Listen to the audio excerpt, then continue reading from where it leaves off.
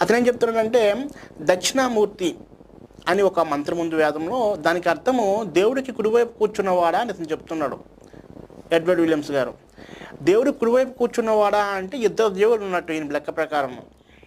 అయితే ఇక్కడ మనం గుర్తించాల్సిన విషయం ఏంటంటే సంస్కృతంలో మూర్తి అంటే విగ్రహం, దక్షిణామూర్తి అంటే దక్షిణ దిక్కున ఉన్నవాడు అని అర్థం అన్నమాట. హిందూ గ్రంథాల ప్రకారం దక్షిణ దిక్కున ఉన్నవాడు యముడు. సో క్రైస్తవులందరూ కూడా యముని దేవుడిగా అంగీకరిస్తారా? ఎందుకు మీకు అంత కర్మ? యముణ్ణి హిందువుల దేవుణ్ణి పూజించాల్సిన అవసరం మీకేముంది? కాదు కదా. అలాగే సంస్కృతంలో కూర్చోవడాన్ని ఉపవిశతి అంటారు, ఉపవిశతి అంటారనమాట. ఉపవిశతి అంటే కూర్చోవడం, దక్షిణామూర్తి అంటే దక్షిణ దిక్కుకు అధిపతి అని. సో దక్షిణ దిక్కుకు అధిపతి ఎవరు? యముడు అనమాట. ఇతను చెప్తున్నట్టు దేవుడు కుడివైపు కూర్చున్నవాడా అని అర్థం రాదు. చూసారు కదా ఎలా మోసం చేస్తున్నాడు ఇతను.